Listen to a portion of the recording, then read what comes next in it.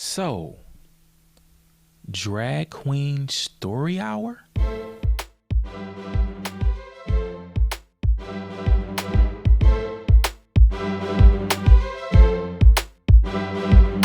Hi, and welcome to Faith in Front. Today I'm just somewhat freestyling, so there might be blunders or something. Sometimes I just want to just share what's on my heart, things that are concerning me, and there's been this uptick of people in drag, drag queens, giving story hours at libraries and schools, and I'm trying to figure out why do we need a man dressed up like a woman to tell stories, and there's even videos of performances that are highly sexualized, and there's kids there, and yes, my first thing is, well, why in the world would an adult take a child to that? But like as it says in Romans, I mean, we when we suppress the truth of God, it just is mind-boggling, the things that are accepted now. But God says, I will give you over to a reprobate mind. So now here it is, we have men dressed as women. And it's interesting how they always come up with something to justify it. Well, it's just to make sure that, if there's young trans kids, or if it's always to be informational and to help. When no, everyone knows that children are impressionable. And at one time, it was understood that parents were the ones who would raise, because we know that children are moldable, and that's why a lot of LGBTQ convictions and things like that were put in schools early on, because I know they were like, well, it's anti-bullying, we don't want people to be bullied. Nobody wants people to be bullied, but that was the front. You always got to give it a nice little facade.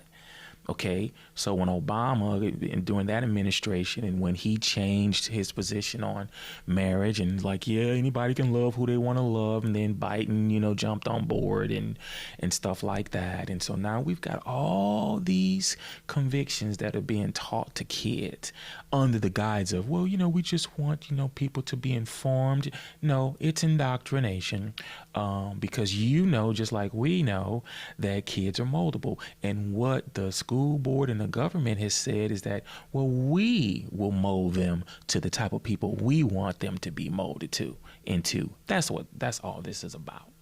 Okay. That's why you got drag queens dancing, twerking, doing all kinds of crazy stuff in front of kids. Okay. That's why all of a sudden now, a child at 4, I don't know, can decide what their gender is, and the people will, it's beautiful, it's wonderful. Okay, that's crazy. Okay? And they don't ever want to talk about all the young people who've grown up and have regretted that decision and wished an adult didn't allow them to make those permanent changes.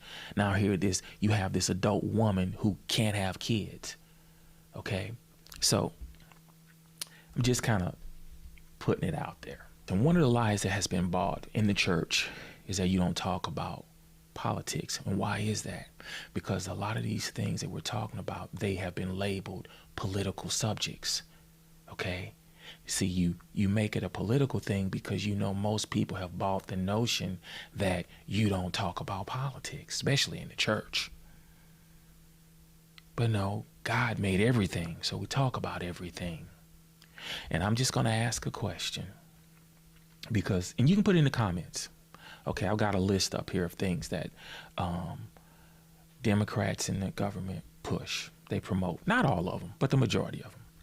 And I'm always amazed at the amount of Christians, especially in the black community, who will still vote for Democrats even though they know they push these things, that they promote them. Like the things that we're talking about, they're coming from the Democratic side.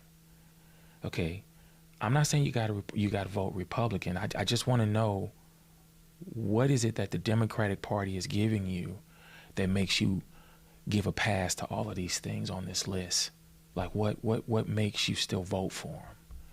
Yeah, I know I talked about it before, but these people are anti-Christian. When you start pubbing, or when you start promoting the alphabet group, The alphabet group wants to silence the church, okay? And so when you have a political party that props them up and puts in policies, okay, that protect them. See, it's a double thing going on. Yeah, we'll say it's to protect them and it's about rights, but it's also about to say, okay, Christian, you shut up, because we've got these laws now that gives us leverage to say you need to shut up and not say that because it's homophobic. But you got a lot of Christians who will still vote Democrat even though they know all this. So put in the comments, what is it that they give you that makes you still, in spite of these things, all of these things that go against God's created order, what makes you still vote for them? Yeah, we just gonna be plain today. I've been kind of tap dancing around it, but just put it. I'm just curious. I just want to know. Because I had this conversation with a friend that votes Democrat, African-American brother. We're cool. And I'm glad that we can have, he and I, we can have that type of talk without it getting ugly. Because I know sometimes people don't like to talk politics because we've gotten so comfortable as a country at easily being offended and just throwing mud. As soon as something's said that we don't like, we're ready to sling mud.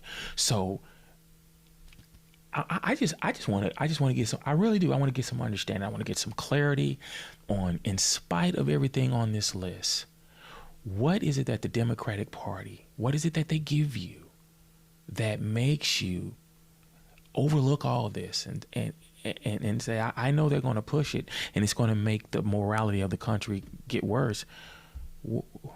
What? I just want to know, what is it that they're giving you that makes you, regardless?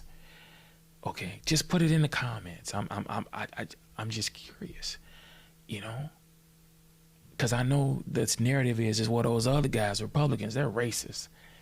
And it's interesting because when you go back, slavery, Jim Crow, KKK, that was all Democratic Party. But I know there was this big switch. Okay, it's kind of funny how we're living in a country where anything rooted in racism needs to be uprooted. Slavery, KKK, Jim Crow, that was all Democrats that was pushing that.